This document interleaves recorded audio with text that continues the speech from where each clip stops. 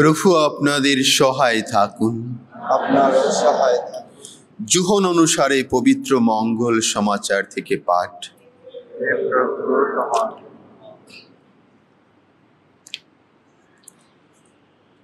ইহুদিদের নিস্তার পর্বের সময় এগিয়ে এলে যিশু জেরুসালেমে গেলেন। একদিন মন্দিরের মধ্যে তিনি দেখতে পেলেন ব্যাপারীরা গরু, ভেড়া ও পায়রা বিক্রি করছে, আর পোদ্দারেরা টেবিল পেতে বসে আছে। দড়ি দিয়ে এক গাছা চাবুক তৈরি করে তিনি তাদের সকলকে মন্দির থেকে বের করে দিলেন এবং গরু এবং ভেড়াগুলোকেও তাড়িয়ে দিলেন। পোদ্দারদের টাকা কড়ি ছড়িয়ে ফেলে তাদের টেবিল উল্টিয়ে দিলেন। পায়রাওয়ালাদের তিনি বললেন, এখান থেকে ওসব নিয়ে যাও, আমার পিতার গৃহকে একটা বাজারে পরিণত করো না। তার শিষ্যদের তখন মনে পড়ে গেল শাস্ত্রের এই উক্তি, তোমার গৃহসেবার আগ্রহ আগুনের মতোই গ্রাস করবে আমায়। ইহুদি ধর্মনেতারা তখন যিশুকে প্রশ্ন করে বসলেন, এই কাজ করার অধিকার যে আপনার আছে, তার প্রমাণ হিসাবে আপনি কি অলৌকিক নিদর্শন দেখাতে পারেন? যিশু উত্তর দিলেন, এই মন্দিরটি একবার ভেঙে ফেলুন, আমি 3 দিনের মধ্যেই তা আবার গড়ে তুলব। তারা বলে উঠলেন, এই মন্দির নির্মাণ করতে 46 বছর লেগেছিল, আর আপনি কি না 3 দিনের মধ্যেই তা আবার গড়ে তুলবেন? তিনি অবশ্য এখানে তার দেহ মন্দিরের কথাই বলেছিলেন। তাই পরে তিনি যখন মৃতদের মধ্য থেকে পুনরুত্থান করেছিলেন, তখন তার শিষ্যদের মনে পড়ে গিয়েছিল যে তিনি এই কথাই বলেছিলেন।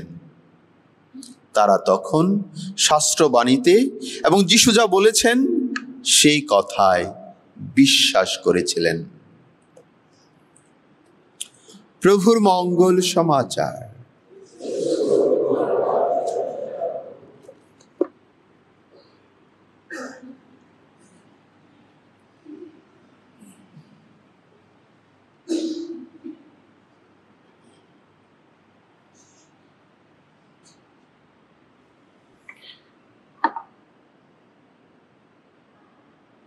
খ্রিস্টতে বিশ্বাসী ভক্তজনেরা, একজন যুবক সন্ন্যাসী পাহাড়ের গায়ে যে আশ্রম রয়েছে সেখানে একটি ছোট গির্জা। সকালে উঠেই সেই গির্জার চারিদিক পরিষ্কার পরিচ্ছন্ন করা, গির্জার ভিতরে যে সমস্ত জায়গায় ময়লা থাকে সেই সমস্ত জায়গায় পরিষ্কার পরিচ্ছন্ন করা, বেদিতে যদি কোনো কিছু প্রয়োজন থাকে মুছে ধুয়ে পরিষ্কার করা। প্রতিদিনকার জীবনে সে যেন সেই পরিষ্কারের কাজগুলো করে যাচ্ছিল, যেন কোনোভাবেই কোনো জায়গা ময়লা বা অপরিচ্ছন্ন না থাকে। এই দিকটা লক্ষ্য করে সেখানে একজন বৃদ্ধ সন্ন্যাসী ছিলেন। একদিন সেই বৃদ্ধ সন্ন্যাসী সেই যুবক সন্ন্যাসীকে জিজ্ঞেস করলেন, এই যে তুমি প্রতিদিন একই নিয়মের ধারায় এই পরিষ্কার পরিচ্ছন্ন করে যাচ্ছ, কেন কেন তুমি এই গির্জা ঘর এত পরিষ্কার পরিচ্ছন্ন রাখো বা করো?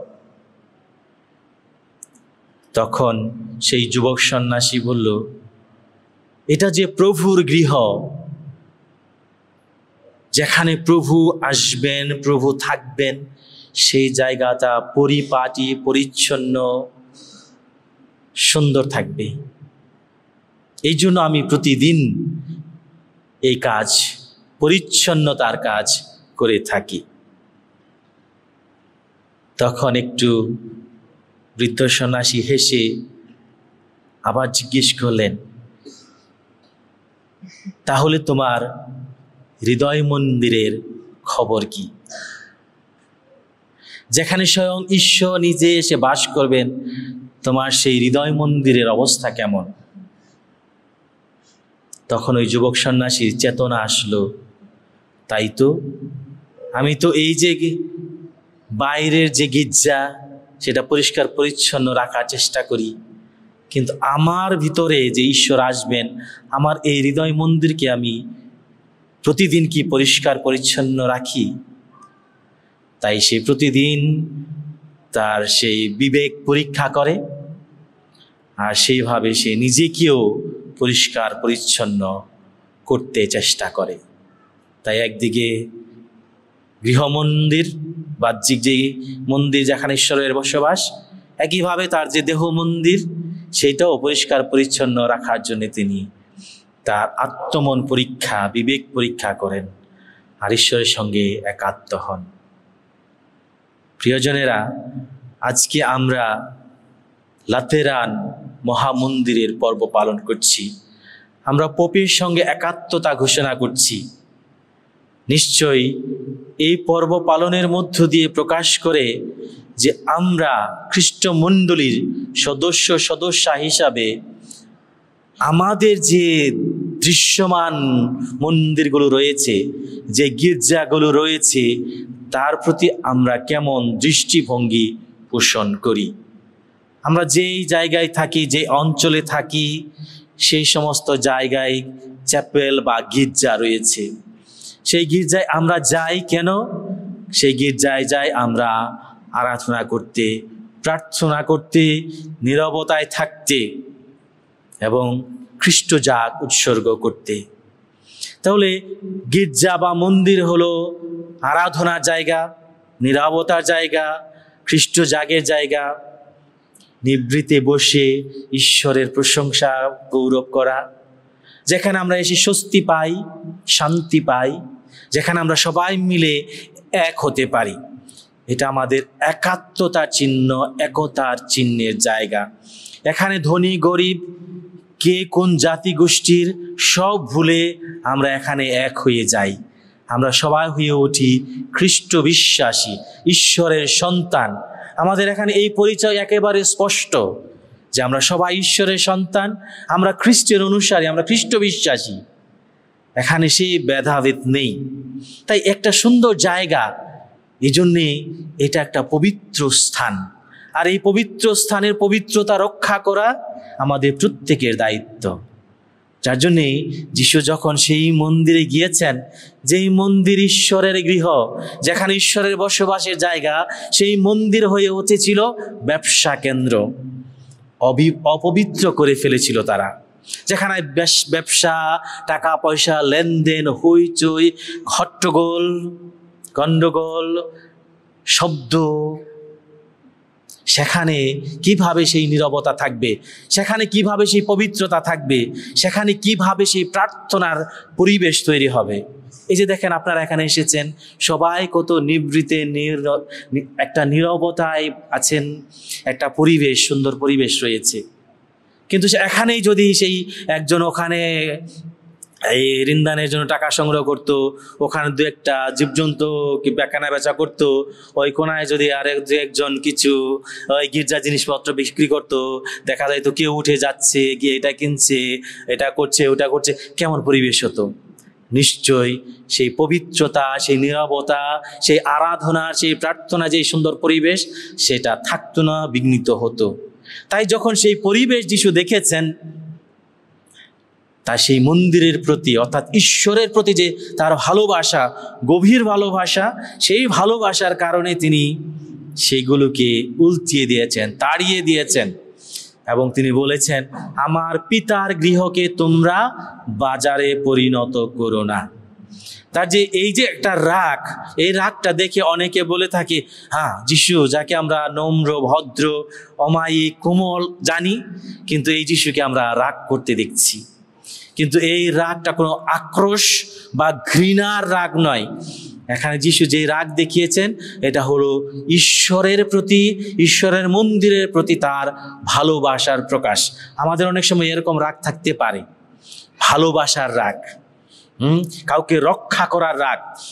কোনো পবিত্রতা রক্ষার জন্য রাগ। যদি আপনি কাউকে দেখেন ধ্বংসের দিকে যাচ্ছে, সেখানে যদি রাগের প্রয়োজন হয় আপনি সেই রাগ করেন।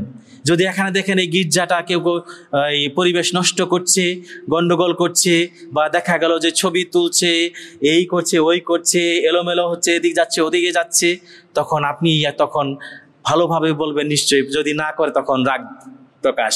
তখন সেই রাগটা কিন্তু আক্রোশ বা ঘৃণার রাগ নয়, সেটা হলো এই মন্দিরের, এই গির্জার বা এই চ্যাপেলের প্রতি ভালোবাসার প্রকাশ।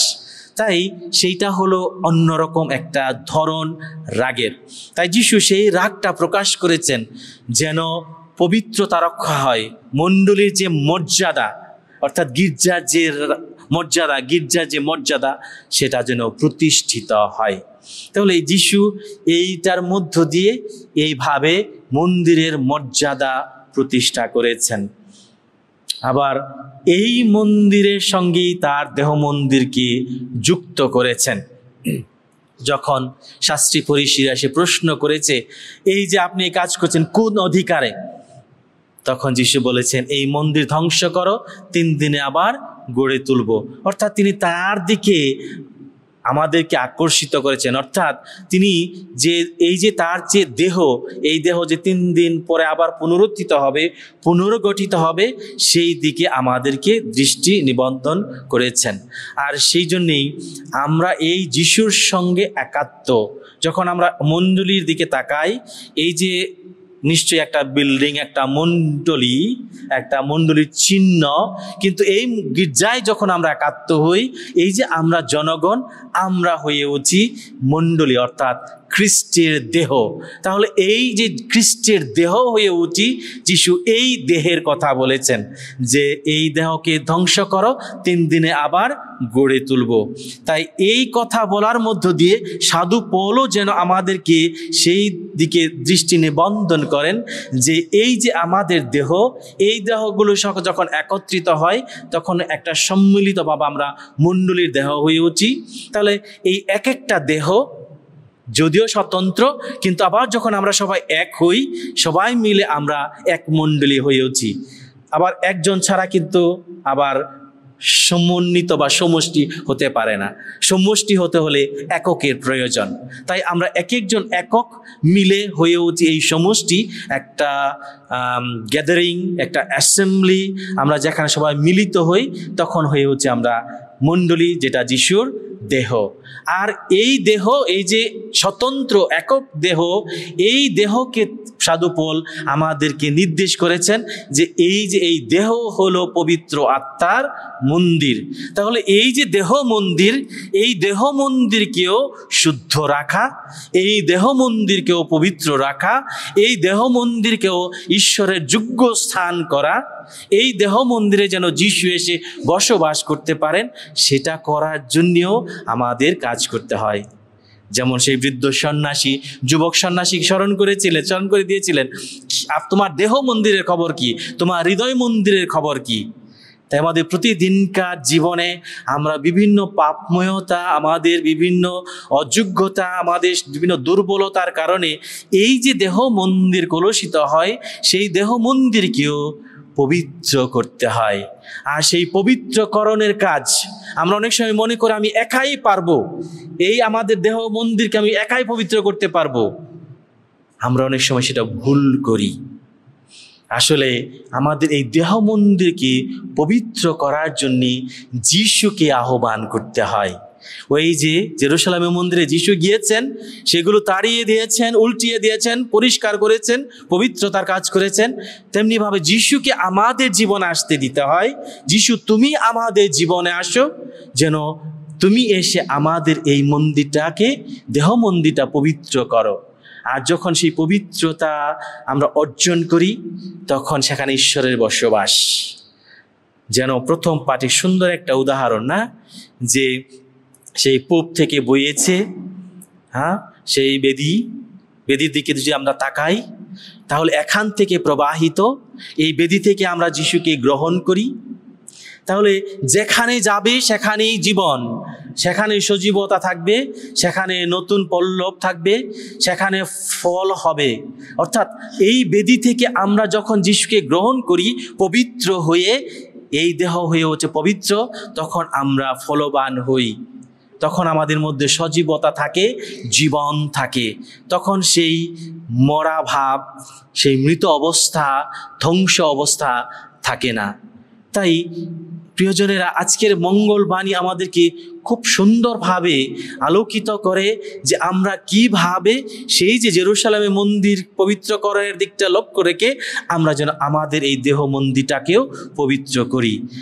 তাই আমাদের যে অহংকার, আমাদের যে ঈর্ষা, আমাদের যে স্বার্থপরতা, আমাদের যে লোভ, আমাদের যে অনৈতিক জীবনযাপন, সেগুলো কিন্তু আমাদেরকে কলুষিত করে। কিন্তু আমাদের সেই কলুষ অবস্থা থেকে মুক্ত হওয়ার জন্যে এই যে উপাসনা বর্ষের শেষের দিকে আমরা আছি, এই যে আমরা এই অবস্থায় আছি, বিশেষ করে নভেম্বর মাস, মৃতলোকের মাস, মৃত্যুর কথা চিন্তা করে যেন আমরা পরিবর্তন অর্থাৎ রূপান্তরের দিকে যাই। পূব থেকে জলধারা প্রবাহিত হয়ে বেদিতে এসে যেমন নতুন একটা ধারায় প্রবাহিত হয়েছে, তেমনিভাবে আমরাও যেন যিশুর কাছে আসি, যিশুর কাছে এসে রূপান্তরিত হয়ে আমরাও যেন সেই একটা নতুন ধারায় প্রবাহিত হই। আমাদের জীবনও যেন সুন্দর হয়, পবিত্র হয়, এবং সেই পবিত্র জীবন যাপনের সুবাস যেন আমরা অন্যদের কাছেও ছড়িয়ে দেই। তাই নিশ্চয়ই আমাদের যে গির্জাগুলো রয়েছে সেগুলো পরিষ্কার পরিচ্ছন্নতা, সুন্দর রাখার, নীরবতার পরিবেশ রাখার, পবিত্র রাখার দায়িত্ব রয়েছে। পাশাপাশি যেটা গুরুত্বপূর্ণ দায়িত্ব সেটা হলো আমাদের এই দেহ মন্দিরকে পবিত্র রাখা, শুদ্ধ রাখা। আর সেটা যদি আমরা করতে পারি, আমরা প্রত্যেকজন পবিত্র হয়ে আমরা একাত্মবদ্ধ হয়ে উঠব, মণ্ডলী হয়ে উঠবে পবিত্র। তাই সেই পবিত্র মণ্ডলী, এই যে পোপ মহোদয়ের সঙ্গে আমরা একাত্ম হচ্ছি, সেখানে একতা আরও দৃঢ় হবে। তখন আমরা এক মণ্ডলী হয়ে ঈশ্বরের গৌরব প্রশংসা করতে পারবো। তাই ঈশ্বর আমাদেরকে আশীর্বাদ করুন, আমরা যেন ব্যক্তি জীবনে পবিত্র হতে পারি এবং আমাদের যে গির্জা মন্দিরগুলো রয়েছে সেগুলোর দিকেও দৃষ্টি রাখি, সেগুলোও যেন সুন্দর পবিত্র রাখার চেষ্টা করি। ঈশ্বর আমাদেরকে সেই চেতনা প্রেরণা দান করুন এবং যীশু খ্রিস্টের সঙ্গে আমাদের একাত্ম রাখুন।